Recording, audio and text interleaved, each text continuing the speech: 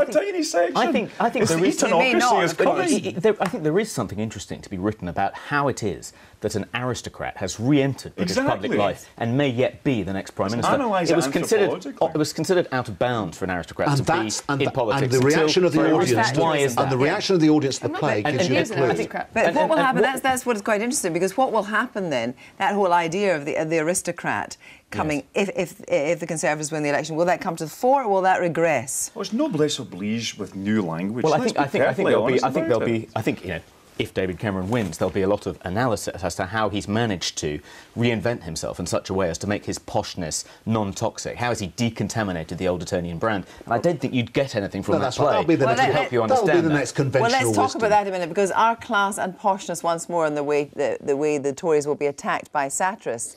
The Thatcher ideal of a meritocracy, well, is that a distant memory? We'll discuss that in a minute. But here's Alistair Beaton again on the Tory story. The big suspicion about Cameron is this. Is he the leader of a nice party? I'm modern. I say black instead of coloured. I think women are a good thing. I've no problem with gays. Most of them are very well turned out. Or a nasty party? I did not say that I opposed abortion. What I oppose is the so-called woman's right to choose. At first glance, it's tempting to think of David Cameron as just Tony Blair Mark II. But the problem for David is he's not nearly as good an actor as Tony was. Which means when we're looking for a way in to attack the man who might soon be Prime Minister, what we're going to be concentrating on is David's curious lack of authenticity. If you vote for me, I could sort it all. Although I've never lived like common people, I want to do... Satire isn't very good at creating new perceptions, but it is quite good at picking up public suspicions and giving them a voice. Hey, hope you're keeping off the Charlie. Terribly bad for you, yeah? When so many of your top team are old Etonians, it's hard to argue that class doesn't matter. Is the modernisation for real? You tick all the new Tory boxes, Ashika. By rights, I should hate your guts. Or is the new Conservative Party just one vast Potemkin village, where red-faced squires with duck houses rant about immigration and worry about the possibility of gay men coming to overnight in the local inn? The answer to that we'll only know if they come to power, and that's the problem about satire. It only really gets stuck in when somebody's in government. By which time, of course, it may be too late.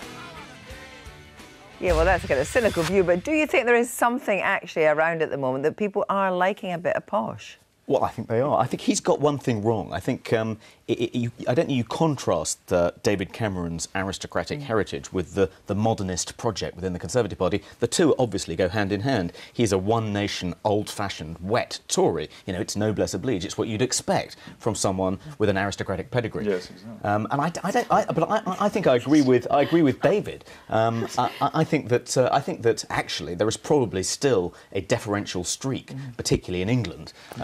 Which finds sees these aristocrats with their lovely skin and their beautiful wives and their nice houses and so forth, and finds them quite appealing. I think we've had this other Can I just issue a quick short squawk of pain about this use of noblesse oblige? When a Conservative does anything nice or that reaches out or does anything that other parties think that they have the God-given right to do, is this always their noblesse oblige? Are they never entitled to take part in the political process here? Or isn't it surely the whole point about Cameron et al. Is that they have striven so hard not to be seen or to behave as Bullingdon boys, to the extent where I think at some points they lose the very edge of perhaps what they are, and you get then this inauthenticity charge because they're trying so hard to be more like the lower middle class. This is precisely the point. I mean, what Alistair has done there, in typical Alistair style, is conflate two entirely opposite things, which is the aristocratic Tory and then the idea of the Tory as the kind of boorish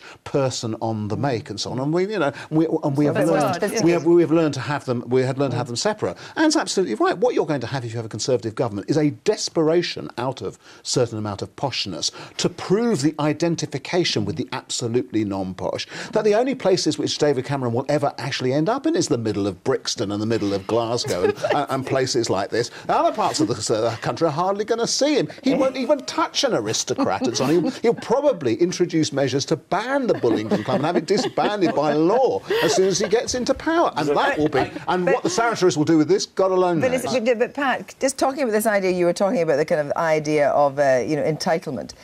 that idea of entitlement that might come from somewhere, you know, from the Bullingdon Club and elsewhere, also comes from a kind of Presbyterianism that hangs round the kind of people like, you know, Brown and Alexander in Scotland, sons of the man, the elect, the idea that they've got the moral authority as well. So, I mean, it's not just that kind of feeling of being the elect comes from the right, it comes from the left as well. British politics has been on a kind of 35-year curve to figure out what we do with the aspirational classes.